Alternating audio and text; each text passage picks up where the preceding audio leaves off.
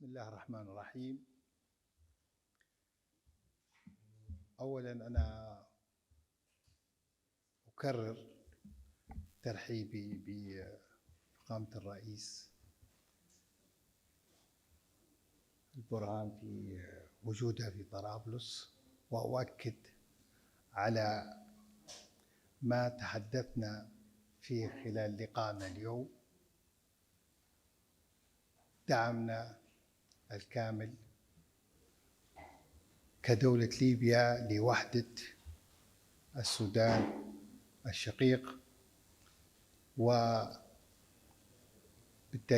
نحن ندعم فخامته في ما يقوم به من مجهود من أجل الاستقرار في السودان، وأكدنا على دعمنا وأعلنا عليه من خلال تأييدنا لمخرجات اجتماع جدة الذي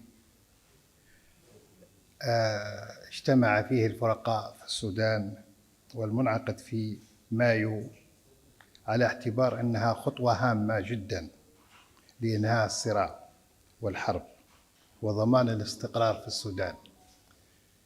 كذلك من خلال مشاركتنا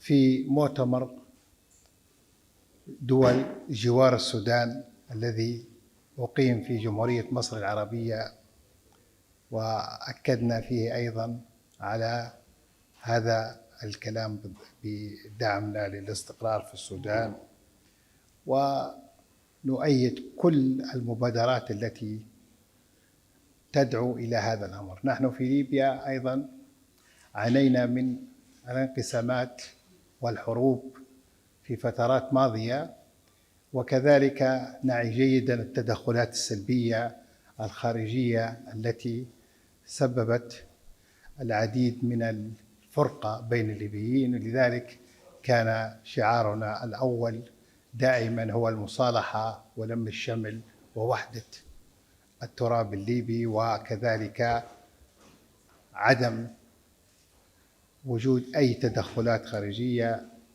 سواء كان سياسية أو حتى عسكرية بوجود مرتزقة في هذا البلد.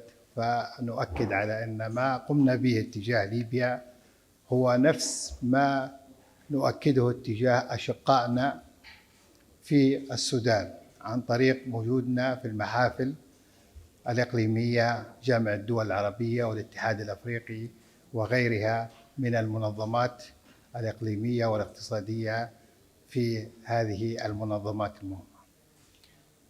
فليبيا ترتبط بالسودان بعدة عوامل، والرابط الأساسي فيها هو التاريخ، فالتاريخ ممتد في العلاقات الثنائية المميزة ما بين البلدين، وكذلك الجغرافيا، هناك حدود بين البلدين تصل إلى أكثر من 400 كيلومتر.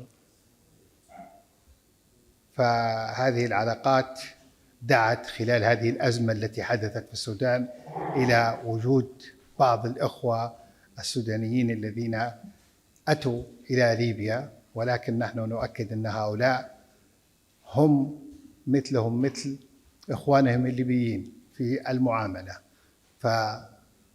فاستطاعت الحكومة أن تصدر العديد من القرارات في الفترة الماضية بأن يعاملوا معاملة الليبيين في الدراسة وكذلك في العلاج وغيرها من الأمور التي منحت لأخواننا في السودان. كذلك الجالية السودانية الموجودة في ليبيا في السابق ومن فترات طويلة هم بالتأكيد يعاملوا بنفس المعاملة. أجدد وأكرر ترحيبي بك فخامة الرئيس، وأيضا أعطيك الكلمة للحديث. بسم الله الرحمن الرحيم. الحمد لله والصلاة والسلام على رسول الله. أولا التحية والتقدير والشكر للشعب الليبي وللحكومة الليبية ولفخامة الرئيس على دوما كرم ضيافتهم في استقبال السودانيين.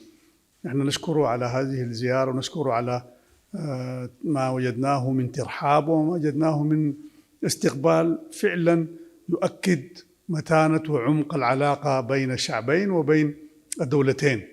يمكن قاصد الزيارة معلومة عن مضموناتها ومقاصدها، أننا نريد أن نبني على سابق التعاون، على سابق الأخوة، على سابق التواصل، على سابق المحبة بين الشعبين الليبي والسوداني. نحن يمكن في هذا المقام يجب نتقدم بالشكر للحكومة والشعب الليبي على استقبالهم لعشرات الآلاف من السودانيين، وأيضا نشكرهم على أنهم هم استقبلوهم وأووهم، عاملوهم وكأنهم ليبيين، يعاملوا مثل إخوانهم، مجانية التعليم، مجانية العلاج، الدخول.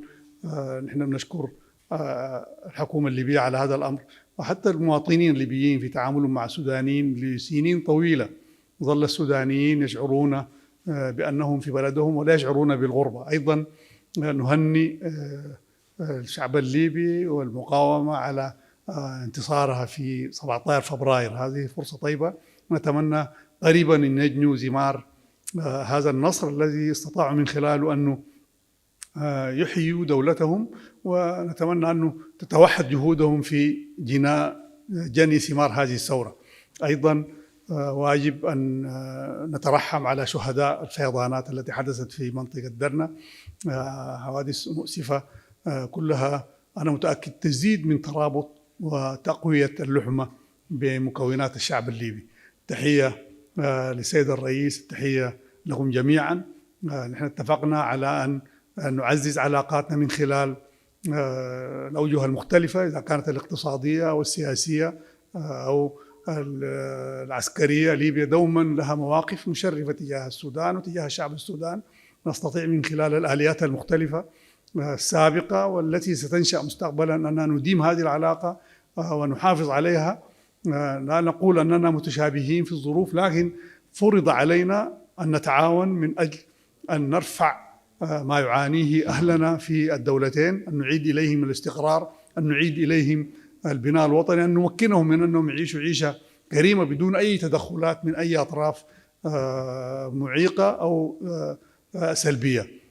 لكم الشكر ولكم التقدير، وأكرر شكري وتقديري لفخامة الرئيس على كرم الضيافة ولاستقبال إخواننا الليبيين عموما. أنا أعتقد أن هذه الزيارة ستكون فاتحة لزيارات مختلفة من مختلف القوى السياسية، الاقتصادية، الاجتماعية السودانية، حتى نديم هذا التواصل. شكرا جزيلا.